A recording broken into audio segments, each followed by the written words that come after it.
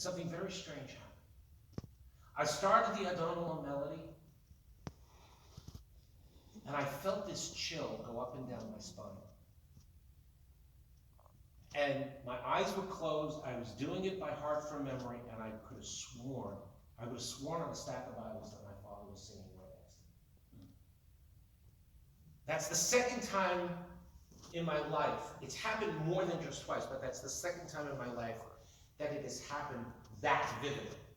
I will tell you, it is rare when I'm davening on Rosh Hashanah Yom Kippur, when I have time and I'm not rushing my kishkes out. But when I do certain things that my dad did, especially to Neela, which I'll talk about, that I can feel him with me at that moment. To Slichas, when I do Ashrei, I can feel him with me.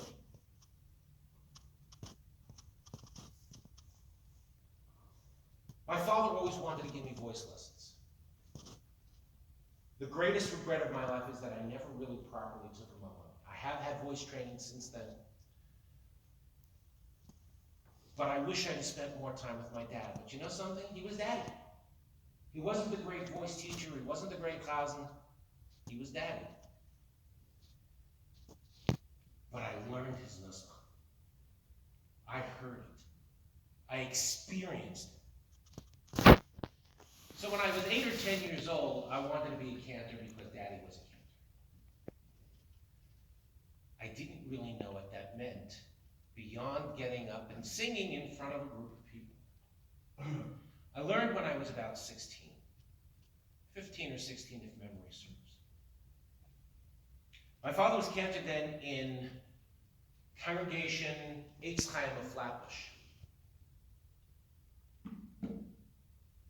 The congregation was laid out so that you had a bima like we have, but it was 2 levels. You had the upper level, then you came down a level, and that's where the big lectern was. He didn't have a small lectern. He davened from the same table where they read the Torah, and of course that was facing the ark, not facing the congregation, right?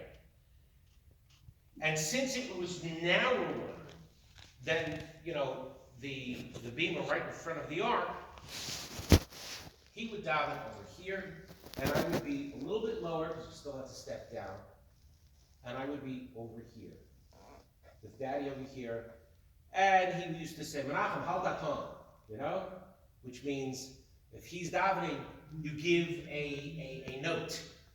So it's like, if you go, that kind of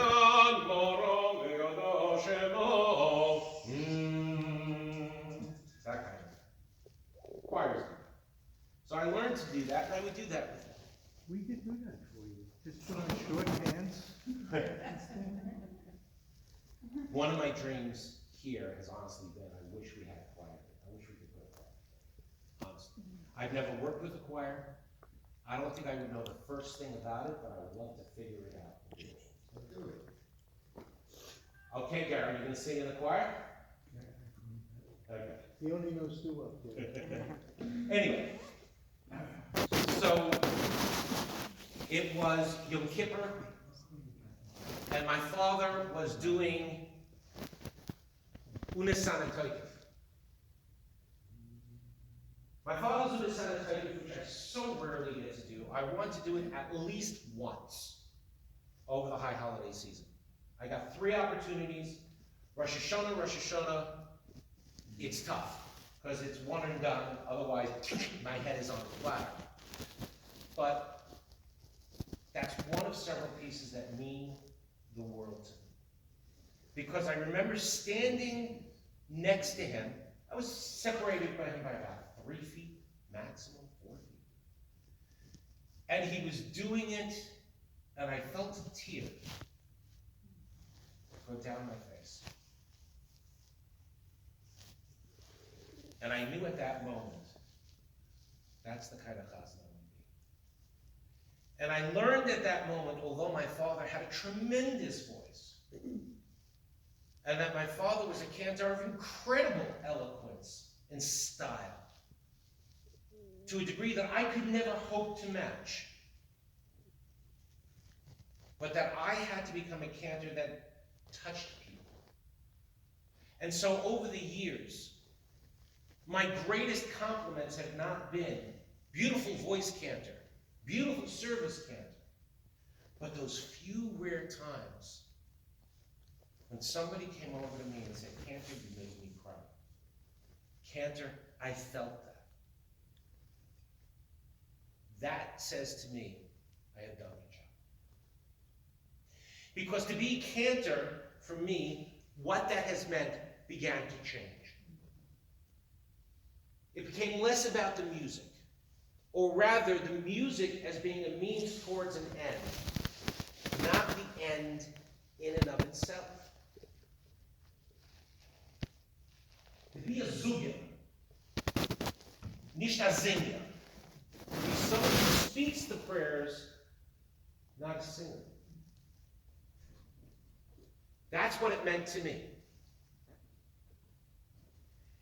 Over the years, as I have learned more and studied more, as I have learned more and studied more about the origins of the prayers, how prayers were originally formulated, that is to say, they weren't formally formulated, and what the job of the cantor was, to where we are today, it convinced me, and continues to convince me more and more each day, that if I'm doing my job, I don't leave you entertained. If I'm doing my job, I don't leave you with anything other than I have felt something. Which is why Hallel means so much to me. When I'm doing Hallel, let me tell you, there are certain times when doing Hallel is very difficult. The first day Shavuos, doing Hallel is very difficult. Why? Because we're up late. I'm up early.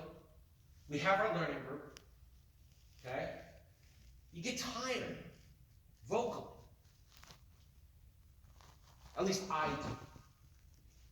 I don't know if the great cantors get tired vocally. I do. But I'm not giving up that Hallel for nothing. Because when I can hear a congregation singing God's praises in unison, that's la'ela ula'ela mikol berchasav yishirasa. Higher and even higher than all the blessings in song. And that, by the way, is from the Kaddish.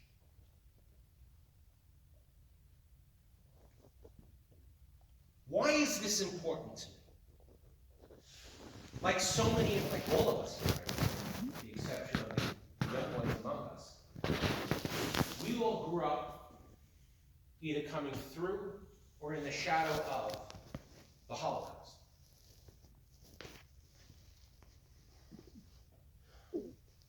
And once again, I speak with great honor, with the honor of having Sam here as I discuss this. My mother, Ola Shalom, was a voracious reader. It is from her I got my love of books.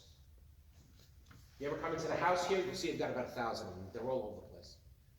Because I'm always afraid I'm not going to have something good to read. I'm a voracious reader. In fact, when I get in my car and I drive, I don't listen to talk radio. I don't listen to music. And I don't listen to news radio. First of all, the news radio, I have no idea what I can trust and what I can't trust. A lot of it is propaganda nowadays. Talk radio, I'm sick of it, tired of it. Politics. This guy's a Nazi. That guy's a Nazi. And don't get me started on the AOC. That's not the purpose of this. And what she just said, although it boiled my blood. Okay? So I listen to audiobooks. And the book I happen to be listening to right now is The Rise and Fall of the Third Reich by William L. Shockley, which I have read, but I'm listening to again. The more I read, the more I listen, the more I learn, the more I look around me, the more I am convinced that there is a manhig ha'olam, there is someone who runs the world.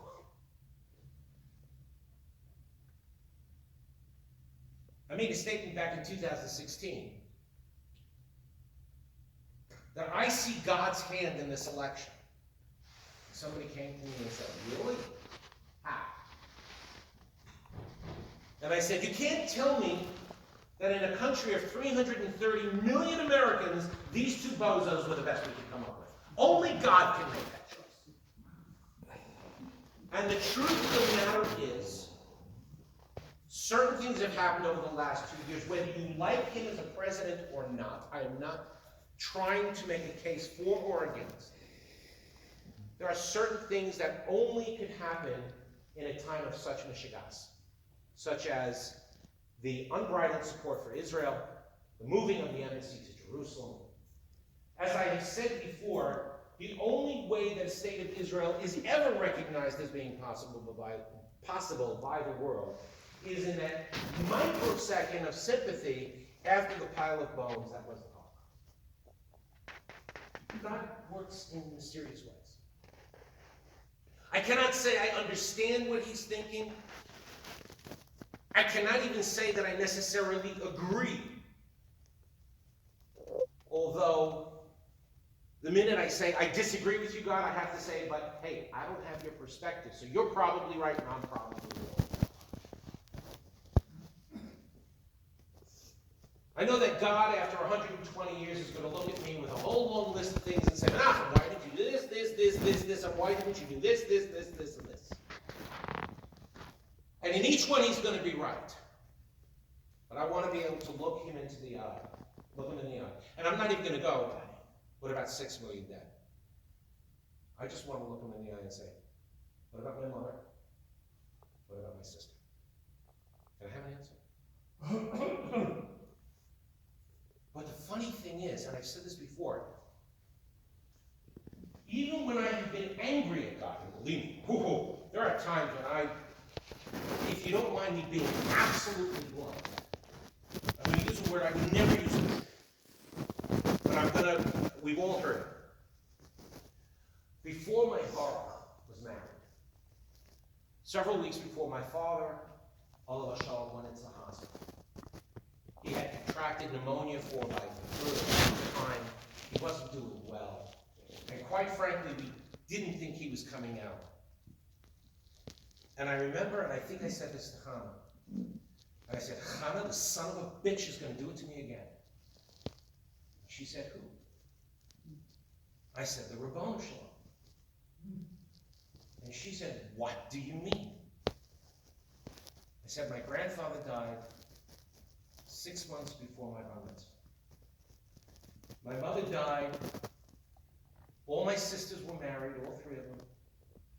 My brother Ben was married. My brother Saul was engaged, so she knew my brother Saul's his intended bride. She would never know mine. Something amazing happened. Doctors gave my dad a shot of B12.